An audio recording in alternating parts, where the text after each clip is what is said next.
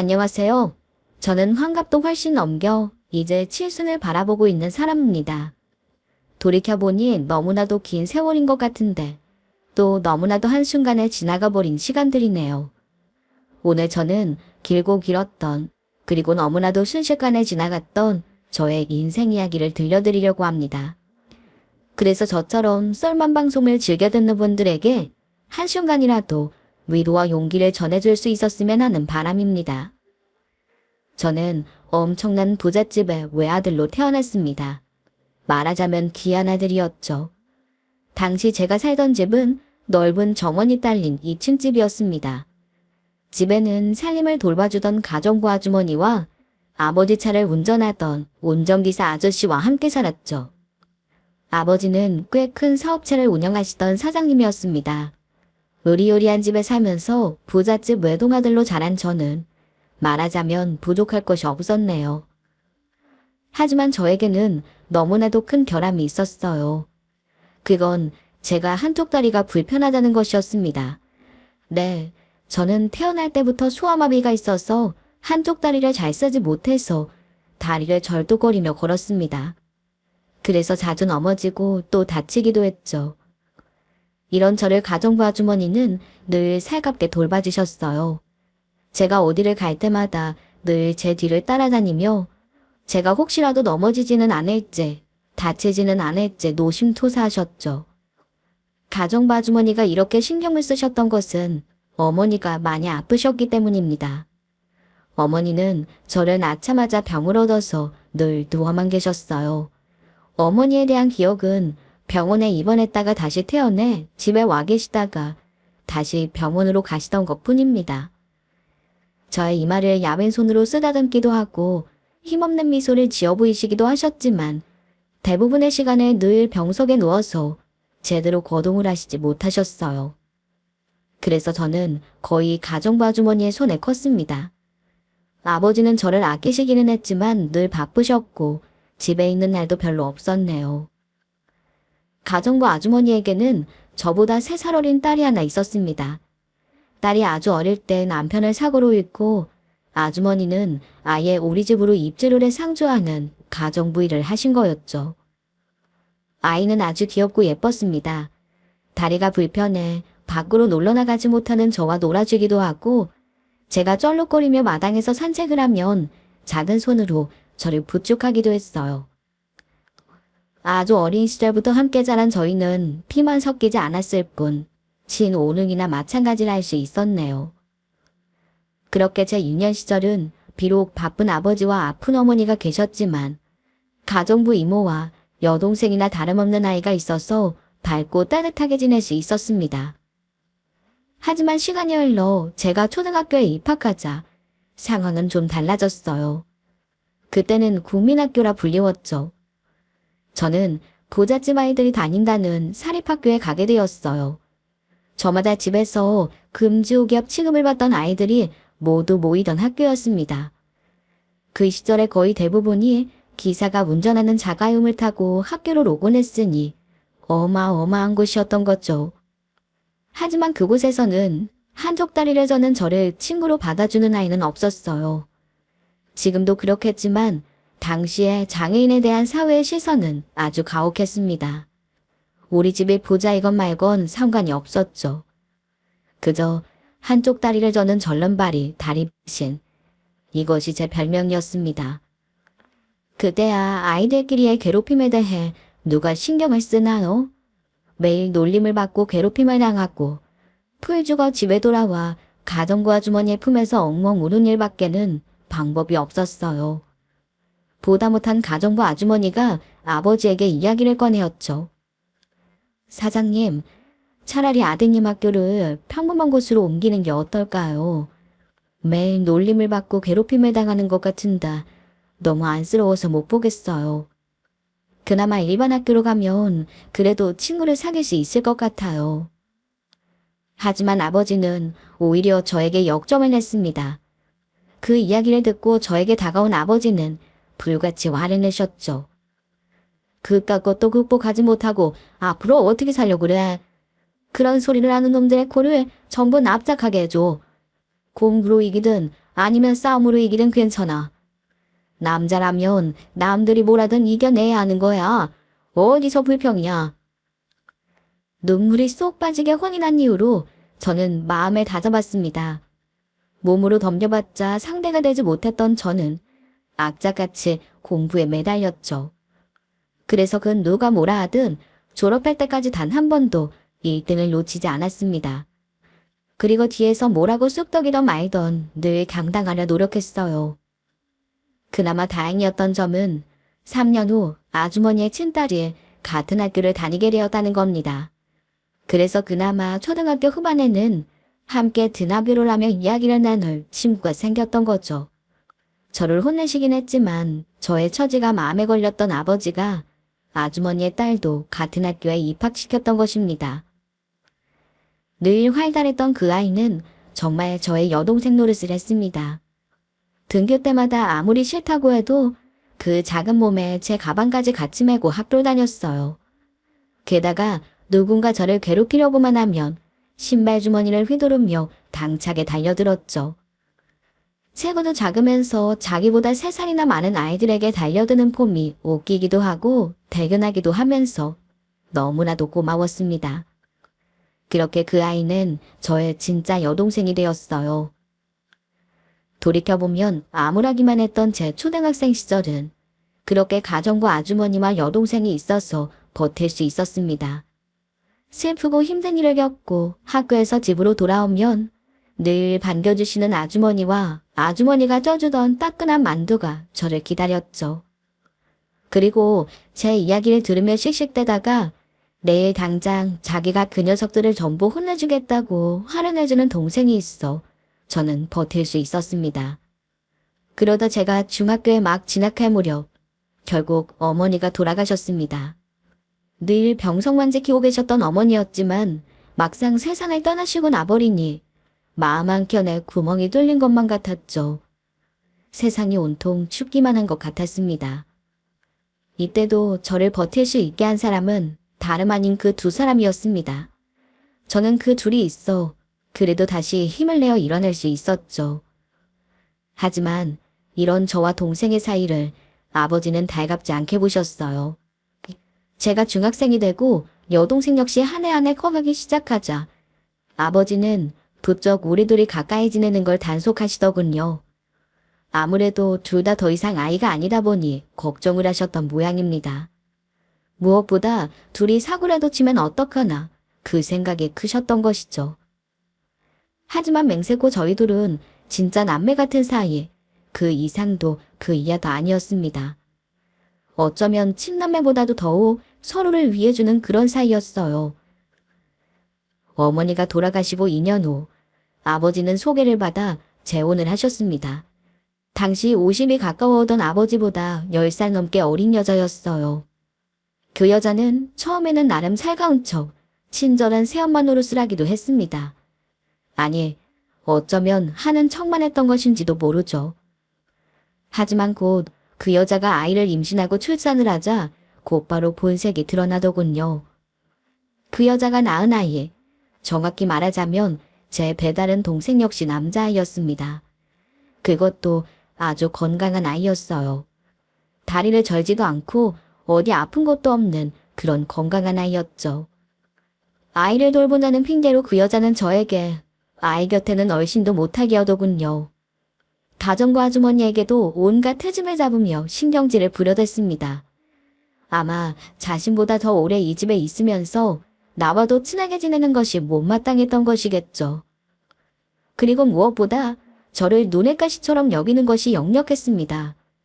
아버지가 있을 때면 그나마 살가운 척을 하다 아버지가 집에 없는 날이면 저에게 말을 걸기는커녕 눈길도 주지 않았네요. 아버지 역시 새로 태어난 동생에게 온통 정신이 팔려 있었습니다. 늙음하게 건강한 자식을 보았으니 얼마나 예쁘고 사랑스럽겠습니까. 집에 돌아오자마자 곧바로 아이를 보러 가서는 종일 아이의 얼굴만 바라보고 웃으시고는 하셨죠. 철없는 생각이다. 어린애처럼 굴지 말자. 이렇게 마음을 다잡았지만 그래도 거실에서 셋이 행복하게 웃고 있는 모습을 보면 서글퍼지더군요. 왠지 저만 없으면 그 세 사람이 더 완벽해지는 것 같아 보여서 말입니다. 그리고 찬밥 신세가 된 것 같아 마음이 더욱 쓸쓸하기도 했죠. 그러던 어느 날 저의 신세가 더욱 외로워지는 일이 생겼습니다. 저는 아직도 그날을 잊을 수가 없습니다. 그날은 중간고사 기간이었습니다. 저도 늘 공부를 잘했지만 동생 역시 웬만해서는 1등을 놓치지 않는 노동생이었습니다. 그리고 시험 기간에 늘 우리는 같이 공부를 하곤 했죠. 그래야 집중도 잘 되고 동생의 공부를 제가 도와줄 수도 있으니까요. 보통 내 방에서 동생과 새벽까지 같이 공부를 하다가 동생이 방으로 돌아가곤 했어요. 하지만 그날은 둘 다 피곤했던 터라 공부를 하다가 둘 다 잠이 들어버렸던 거죠. 그러다 새벽에 잠에서 깬 제가 동생을 흔들어 깨웠습니다. 야, 일어나봐. 우리 잤나봐. 너 얼른 방에 갔어. 이렇게 자면 오히려 컨디션 안 좋아져. 시험 공부는 다 했잖아. 우리 조금이라도 푹 자고 시험 보러 가자. 잠에서 일어난 동생은 눈을 비비더니 고개를 끄덕이며 부수수한 얼굴로 제 방에 나갔어요. 그런데 중요한 것은 이 광경을 새엄마가 본 것입니다. 아이 우유를 타러 나왔다가 목격했다고 하더군요. 아무것도 모르고 학교에 갔다 시험을 마치고 저는 집으로 돌아왔죠. 시험도 끝났으니 동생을 데리고 시내에 가서 영화도 보고 맛있는 것도 사 먹고 올까 하는 생각에 신이 나서 말입니다. 하지만 집은 난장판이 되어 있었습니다. 아버지가 심각한 얼굴로 소파에 앉아 있었고 그의 앞에서 동생이 무릎을 꿇고 앉아 눈물을 뚝뚝 흘리고 있었어요. 가정부 아주머니 역시 동생 옆에 엎드려 사정을 하고 있었습니다. 사장님, 갑자기 이러시면 저희는 어디 가서 삽니까? 믿어주세요. 아드님이랑 우리 정희 어릴 때부터 함께 자라서 오늘처럼 남매처럼 의지하고 지내시는 거 누구보다 잘 아시잖아요. 10년 가까이 일했는데 어떻게 제 말씀은 하나도 안 믿으세요? 제발 이러지 마세요. 그러자 새엄마란 여자가 팔짱을 끼고 서 있다 앙칼지게 소리치더군요. 아니, 그럼 내가 거짓말을 했다는 거야? 아줌마 진짜 보자 하니까. 내가 이 두 눈으로 똑똑히 봤다고. 쟤네들이 밤새 같이 있는 걸. 그리고 그걸 한두 번 본 줄 알아?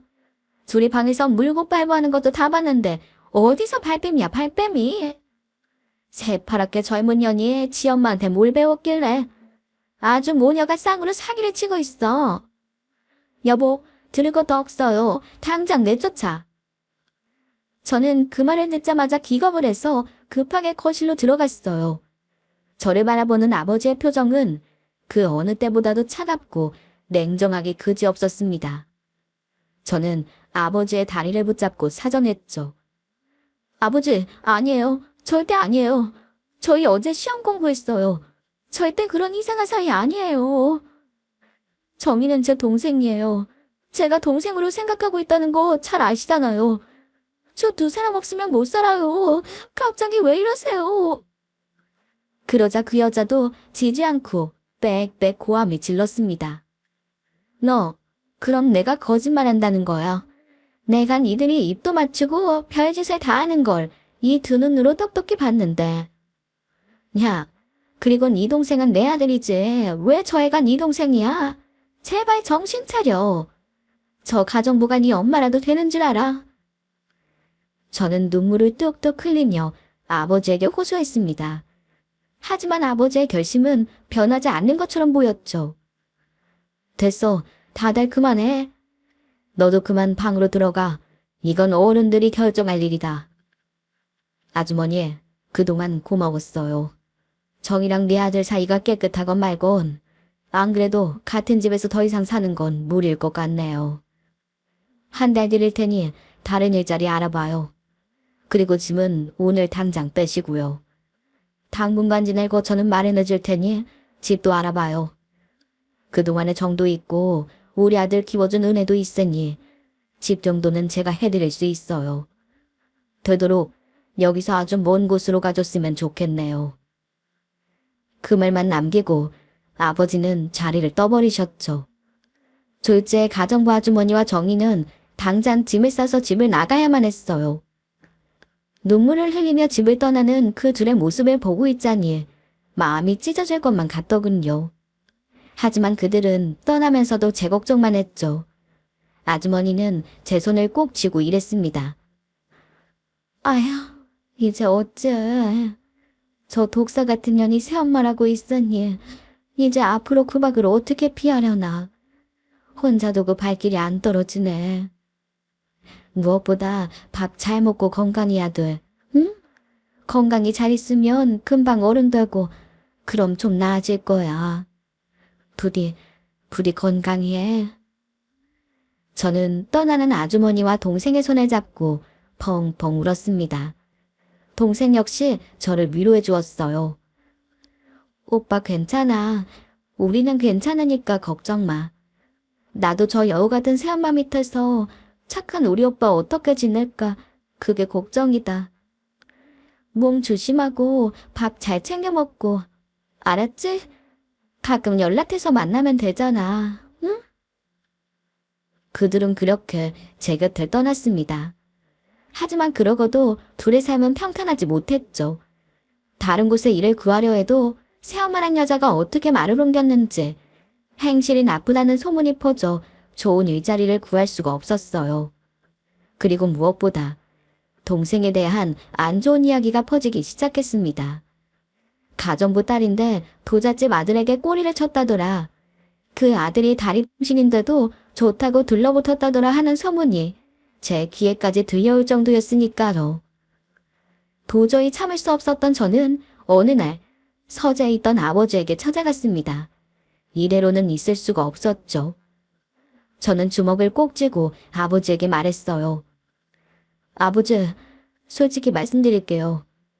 사실 저 정이랑 그런 사이 맞아요. 사실대로 말씀 안 드려서 죄송해요. 너 그게 정말이야?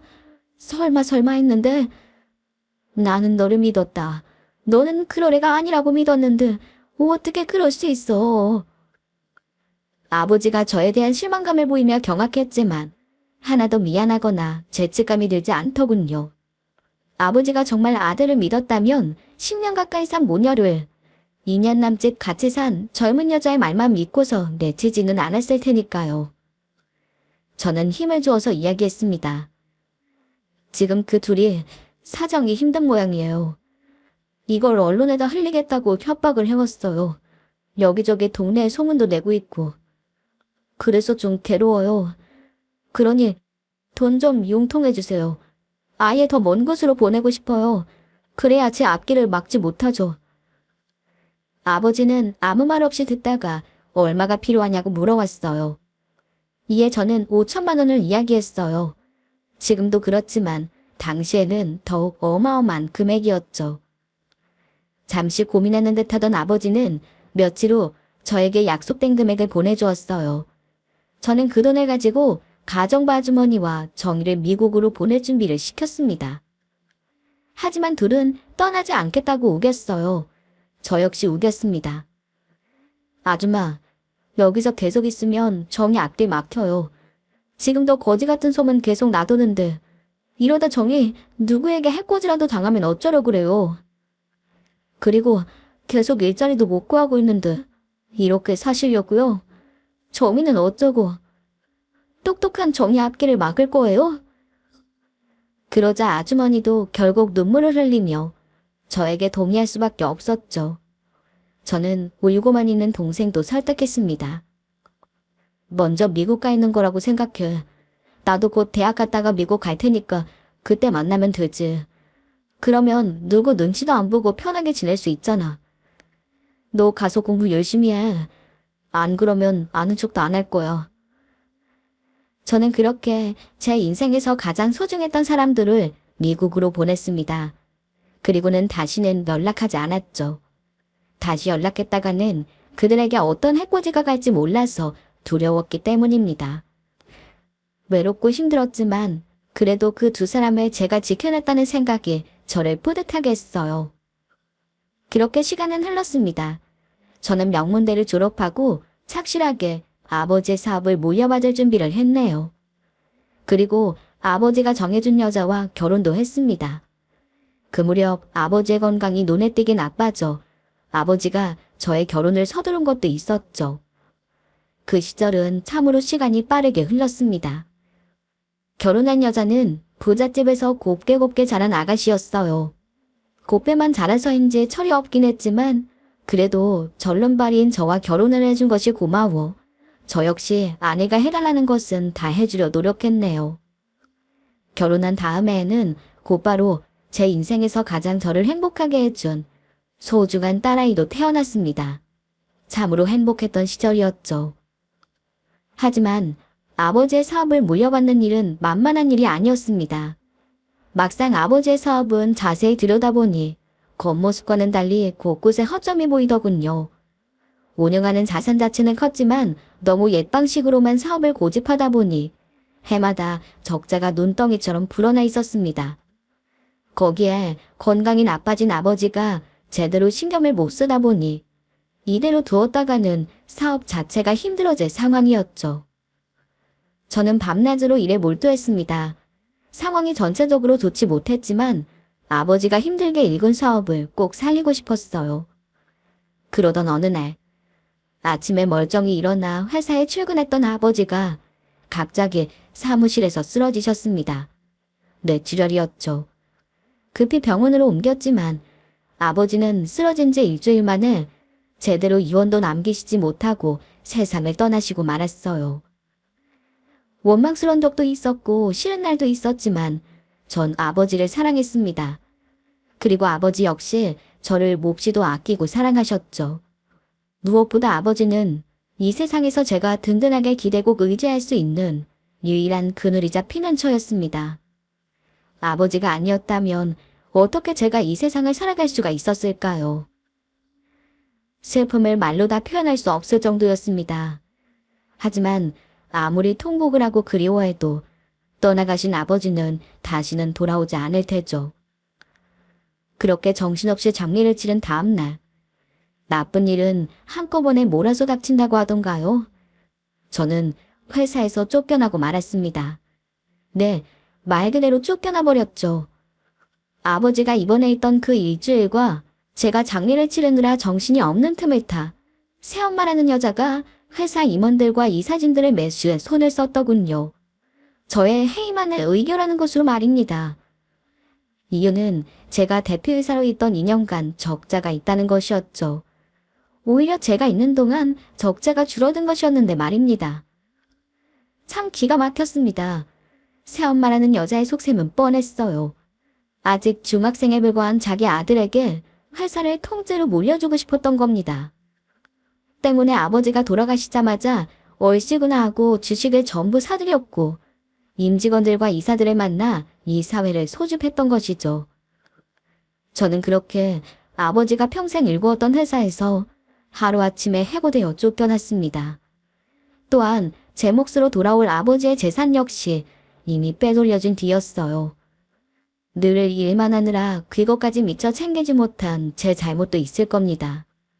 하지만 벌써 가족으로 10년 넘게 산 사람들이 뒤로는 그런 일을 할 것이라 상상조차 하지 못했네요. 겨우 중학생인 동생 역시 명문을 모르고 눈물만 뚝뚝 흘리더군요. 하지만 어쩌겠습니까? 동생 역시 아버지 핏줄이니 저는 그저 동생에게 건강하게 잘 컸어 부디 내가 못한 일을 잘 마무리하라는 말만 남기고 조용히 물러났습니다. 그 아이와 얼마 되지도 않은 재산과 부채만 가득한 사업체로 다투고 싶지 않았던 것이 제 심정이었죠.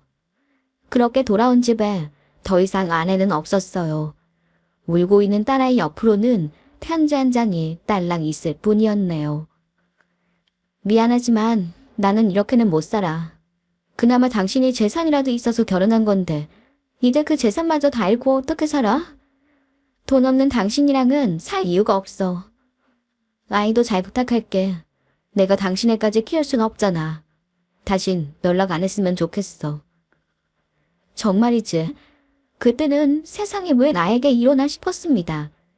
그냥 나도 아버지를 따라 세상을 떠나는 것이 맞나 싶은 생각도 들었어요. 아내는 찾아가도 만나주지도 않고 이혼 서류만 보내더군요. 장인 장모였던 사람들은 내가 돈이 있을 때는 그렇게나 인자하더니 빈털터리가 되자 돌변했습니다. 어디 미친 새끼가 내 딸에게 들러붙으려 하냐며 욕을 하고 내쫓았죠. 자신의 손녀도 거들떠보지 않았습니다. 그리고 이혼을 하며 재산 분할로 살던 집까지 요구했네요. 저는 다 줘버렸습니다. 그리고 미련 없이 딸아이를 품에 안고 제가 살던 곳을 떠나 먼 곳으로 향했어요. 어쩌면 당시 나쁜 마음을 먹었던 것인지도 모르겠습니다. 낯선 도시에서 허름한 여관에 방을 잡고 있자니 참 기가 막히더군요. 그래도 우는 아이 밥은 먹여야 해서 겨우 이유식을 먹는 아이를 안고 식당을 찾아 헤매는데 눈앞에 만두집이 보였습니다. 저는 홀린 듯이 들어가 만두를 시켰죠. 그리고는 며칠 굶은 사람처럼 허겁지겁 만두를 먹었습니다. 그날 거기서 얼마나 울었는지 모릅니다. 앵두같이 작은 입으로 만두피를 오물오물 잘라먹는 아이를 보니 만두를 빚어주며 저를 품어주시던 아주머니가 생각나고 지금의 기막힌 신세가 생각나 만두를 먹다가 대성통곡을 하고 말았어요. 그런 모습을 물끄러미 보던 만두가게 사장님이 와서 이러더군요. 애기 아빠, 혹시 일자리 구해요? 보아하니 사정이 딱한 것 같은데 안 그래도 우리도 일할 사람을 구해요. 이 만두 빚는 일이 곧해서 남자가 해야 되는 거거든. 혹시 생각 있어요? 저는 그 자리에서 그분의 제의를 받아들였습니다. 그 예전에 저를 사랑으로 키워주셨던 아주머니와 여동생을 생각해서라도 저는 다시 일어나 열심히 살아야 한다는 생각이 들었거든요.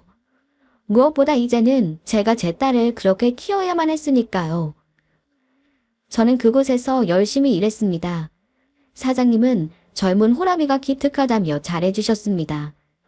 그렇게 2년 뒤에는 수중에 있던 돈과 모아둔 돈을 합해서 조금 떨어진 곳에 만두가게도 차릴 수 있었네요. 예전에 아주머니가 저에게 만들어주셨던 만두 비법을 더해서 신메뉴를 개발해 가게를 차린 것이죠. 저를 살려준 사장님 역시 신메뉴로 가게가 더욱 번창했습니다. 저는 그 사장님의 응원을 받으며 만두가게를 열어 열심히 살았어요. 부잣집 도련님으로 태어나 늘 다른 사람들에게 떠받들여지며 살았고 몇 년 전까지만 해도 대표님 소리를 들었지만 이제는 몇천 원짜리 만두를 팔며 손님들에게 고개를 숙여야 했습니다. 하지만 서럽지도 힘들지도 않았어요. 만두를 빚고 만두가 있기를 기다리다 보면 그간의 모든 고뇌가 다 평온해지고 사라지는 기분이었습니다. 무엇보다 하루하루 건강하고 예쁘게 커가는 딸아이를 지켜보는 일은 그 무엇과도 바꿀 수 없는 행복이었으니까요. 그렇게 세월은 잘도 흘러갔습니다. 만두 가게는 번창했어요. 예전 같은 큰 부자는 아니지만 그래도 생활도 넉넉해졌고 2호점에 이어 3호점도 열게 되었죠. 무엇보다 딸아이는 너무나도 착하고 곱게 자랐습니다. 공부도 잘해서 우리나라에서 제일 좋은 대학 법대에 들어갔죠. 자라면서 제 이야기를 알게 된 딸아이가 자신은 꼭 법 공부를 하겠다고, 그래서 억울한 사람이 없게 하겠다고 하더군요. 그렇게 법대에 가서도 늘 수석을 놓치지 않더니 결국은 판사가 되었습니다. 판사로 임용을 받던 날, 저는 주칙맞게도 임용식에 가서 눈물을 흘렸어요. 판사복을 입은 딸의 모습이 어찌나 멋지고 대견해 보이던지요. 정말 그야말로 내일 죽어도 여한이 없다는 말이 무엇인지 알 정도였습니다. 이만하면 인생 잘 살았다고, 참 괜찮은 인생이었다고 제 자신을 칭찬해주고 싶을 정도였으니까요. 이제 작은 소도시의 명물로 유명해진 만두가게와 세상 그 누구보다도 자랑스럽게 자란 딸, 참으로 부러울 것도 여한도 없는 인생이었어요. 아니, 그렇다고 생각했어요. 하지만 참으로 알 수 없는 것이 인생이라고 했던가요? 법관으로 임용되어 서울로 떠나 정신없이 일하던 딸이 2년 정도 지났던 때였습니다. 딸아이가 남자친구라며 한 청년을 데려오더군요. 같이 판사로 일하는 선배라고 했어요. 아내가 남겨둔 편지 옆에서 울고 있던 그 아이가 제가 뜯어준 만두피를 오물오물 받아먹던 아이가 자라서 이렇게 남자까지 데려오는 모습을 보니 만감이 교차하더군요. 금지옥엽 고이고이 딸을 키운 아빠 입장에서야 언제까지고 딸아이를 끼고 살고 싶지만 그게 어디 마음대로 됩니까? 다행히 청년은 너무나도 번듯하고 올바른 사람이었습니다. 다행스럽기도 한편으로는 서운하기도 하더군요. 하지만 그 청년 옆에서 딸아이는 너무나 행복해 보였어요. 둘은 정말 잘 어울리는 한 쌍이었죠. 딸아이를 잘 키워 이렇게 훌륭한 짝도 만나게 되었으니 이제는 진짜 딸아이 말대로 만두 가게는 정리하고 쉬어볼까 싶더군요. 워낙 일을 오래 해서인지 슬슬 몸에 무리가 오는 것이 느껴졌거든요. 그러던 어느 날 갑자기 딸아이가 연락이 안 되는 겁니다.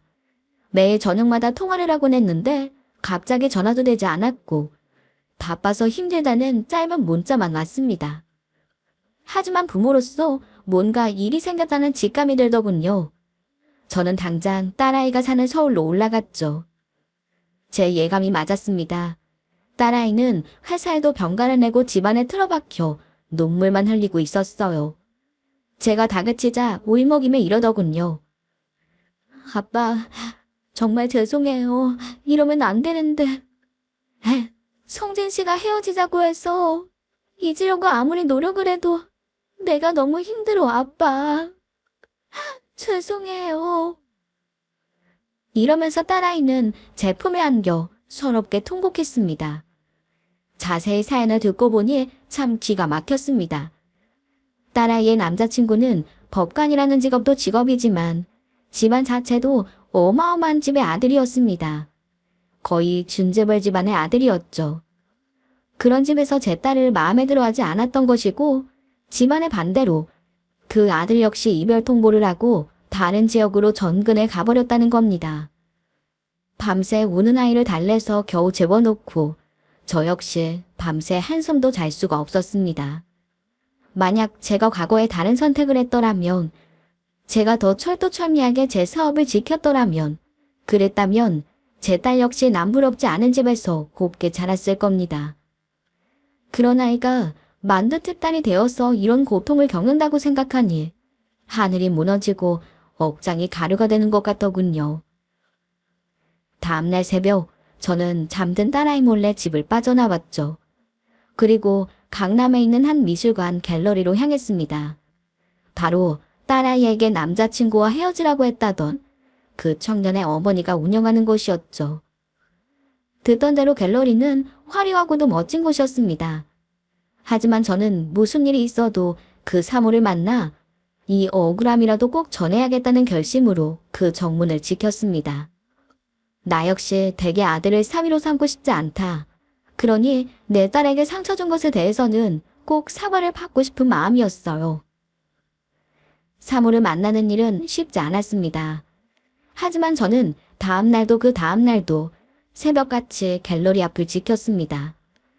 갤러리를 지키는 직원과 경비에게도 사정을 이야기했지만 절대로 다시 연락을 주지 않을 것만 같아서였죠. 그렇게 나의 때가 되던 날 정오가 다 되어서 오늘도 허탕인가 싶었죠. 그때 제 앞으로 갑자기 고급 세단이 와 섰습니다. 그리고 뒷좌석에서 고상하고 품있게 생긴 한 사모님이 내리더군요. 그 사람이 바로 내 딸에게 상처를 준 사람이라는 걸 저는 바로 알 수 있었습니다. 저는 물었죠. 그쪽에 판사로 일하는 조성진 씨 어머니 되는 사람입니까? 그 사모는 그렇다고 대답하며 제 얼굴을 빤히 쳐다보더군요. 마치 저를 알고 있다는 것처럼 말입니다. 제가 상미 애비 되는 사람입니다. 며칠 동안 연락처도 남겼었죠? 제 딸 아시죠? 그런데 그 사모의 반응이 좀 이상했습니다. 말을 더듬으면서 제게 이렇게 말하더군요. 혹시 성함이 박준호 씨 맞아요? 네. 저기 예전에 청담동에 사셨죠? 아버지 성함이 박성철 씨고요. 맞으세요. 저는 깜짝 놀랐죠. 제가 예전에 살던 동네와 아버지 이름까지 알고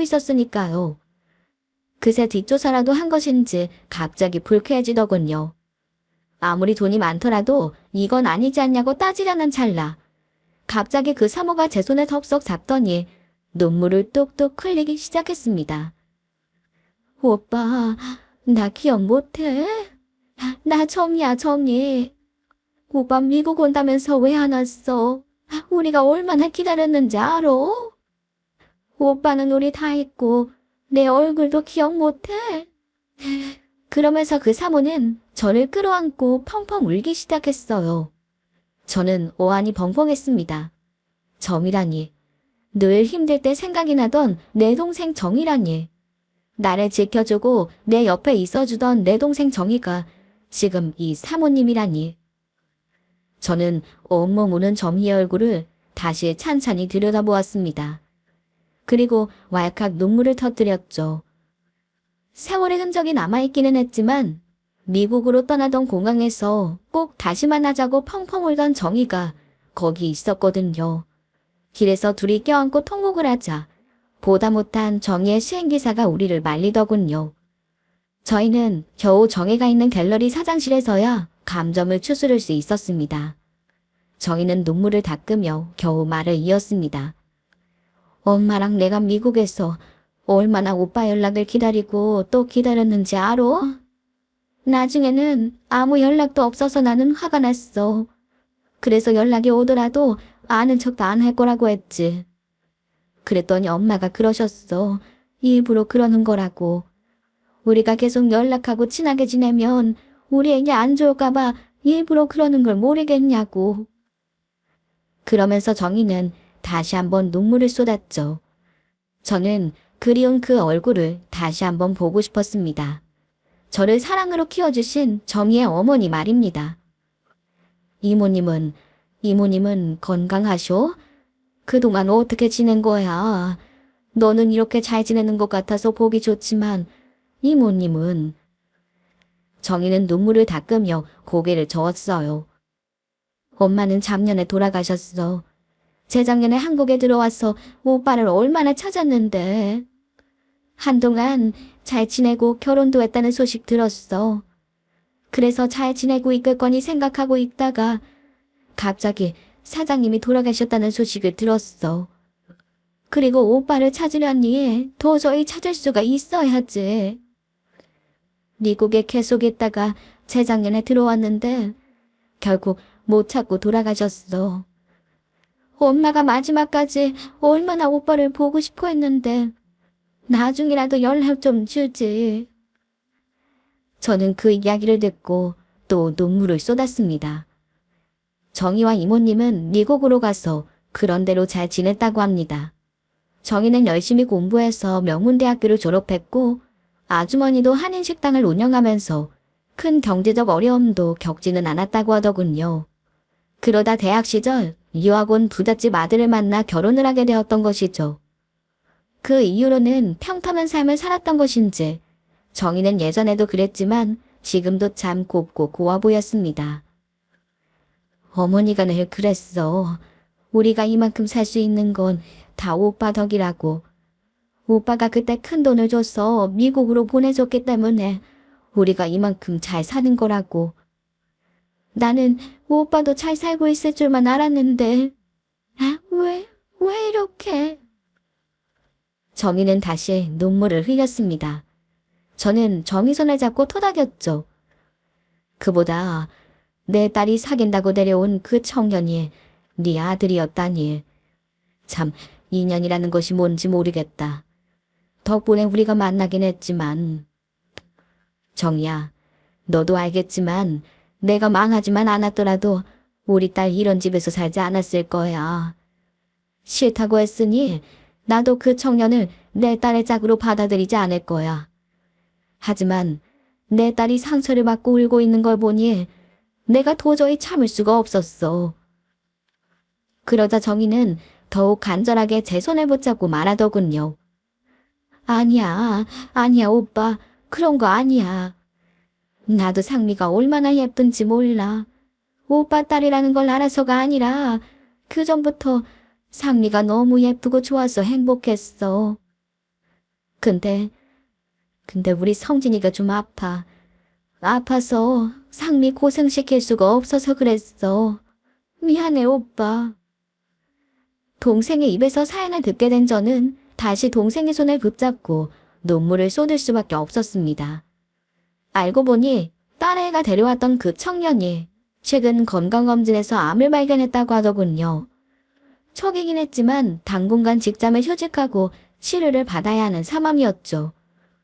요즘 갑상선암은 암도 아니라고 하지만 그렇다고 앞으로 어떻게 될지도 모르는데 앞날 창창한 아가씨를 붙들어 놓는 건 아니라고 생각을 했던 모양입니다.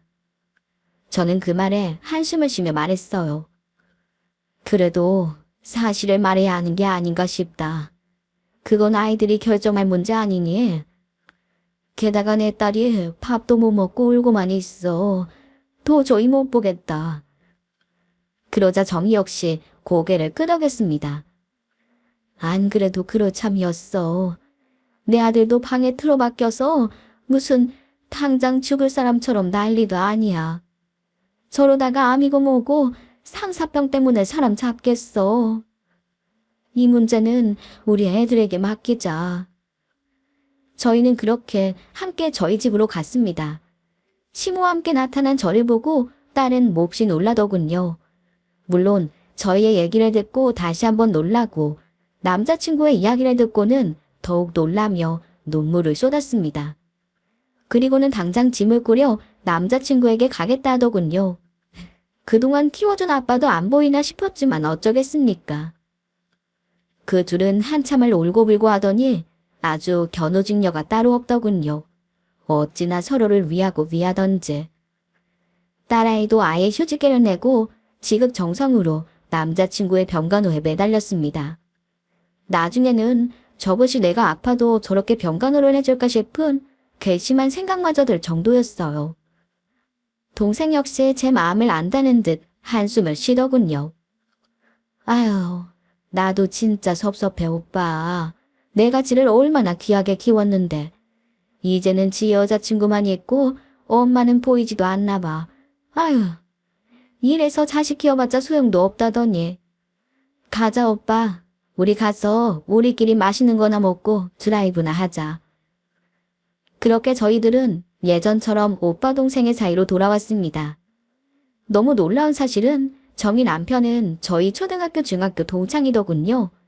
그렇게 친하지는 않았지만 그 역시 어릴 때부터 저희가 어떻게 자랐는지 알았던 터라 저희는 정말 친한 친구이자 가족처럼 돈독해졌습니다.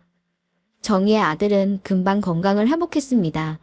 수술을 받고 항암도 거뜬히 이겨냈죠. 그리고 그 둘은 모든 축복을 받으며 결혼했습니다. 이듬해에는 예쁜 딸을 낳더니 곧바로 아들도 낳았어요. 지금 저와 제 동생 정희 부부는 애들을 돌보느라 정신이 하나도 없습니다. 판사 부부라 몇 년마다 근무처가 바뀌는 관계로 저희가 애들을 보고 있는 형편이죠. 물론 가정부며 선생도 다 있지만 저는 매일매일 손주 손녀들이 크는 모습을 보는 것이 인생의 낚시입니다. 아, 정희의 남편이자 제 친구가 알아본 바로는 아버지가 일구셨던 사업은 이미 예전에 도산에 없어졌다고 하더군요. 정희와 결혼한 직후 그 친구 역시 저의 소식이 궁금해 알아보았던 것이죠.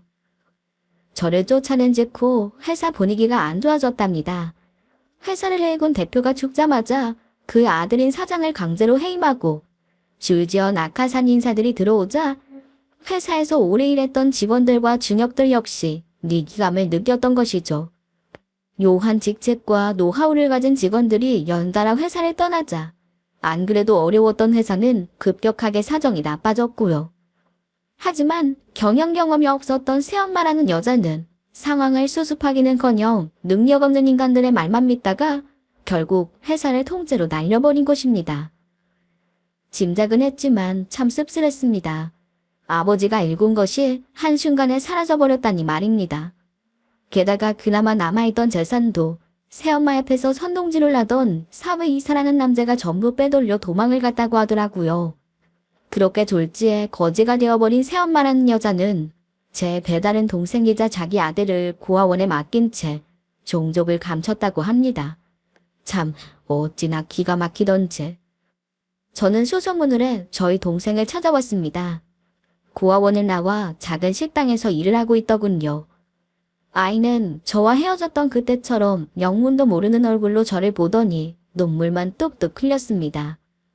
저는 그 아이에게 만두가게 일을 맡겼습니다. 그리고 저는 프랜차이즈와 사업을 진행했죠. 예전에 경영을 오래 했던 경험이 있었고 만두가게 역시 유명했던 터라 일은 순조롭게 진행되었습니다. 동생 역시 성실하게 가게를 관리하고 열심히 일했어요. 저는 요즘 예전처럼 편안하게 사무실로 출근해 대표님 소리를 들으며 일하고 있습니다. 그리고 정희 부부와 함께 아이 커가는 것도 보고 가끔은 좋은 곳으로 골프를 치러 가기도 하고 훌쩍 여행을 떠나기도 하죠. 지금 이 모습만 보는 사람들은 저를 부러워합니다. 하지만 제가 어떻게 살아왔는지를 아는 사람은 거의 없어요. 살아보니 인생은 순리대로 흘러가는 것 같습니다. 잘 살아온 사람에게는 좋은 길을 보여주고 잘못 살아온 사람에게는 결국 좋지 않은 길을 내어주는 것이죠. 저 역시 낭떠러지에서 떨어지기도 하고 앞이 보이지 않는 어두운 길에서 헤매기도 했지만 결국은 따뜻하고 좋은 길이 나타났습니다. 그러니 여러분, 오늘 하루하루가 모여서 언젠가는 좋은 길로 여러분을 이끌 것이라 믿고 매일 최선을 다해 노력하세요. 그러면 그 끝에는 꼭 행복이 여러분을 기다리고 있을 겁니다. 들어주셔서 감사합니다.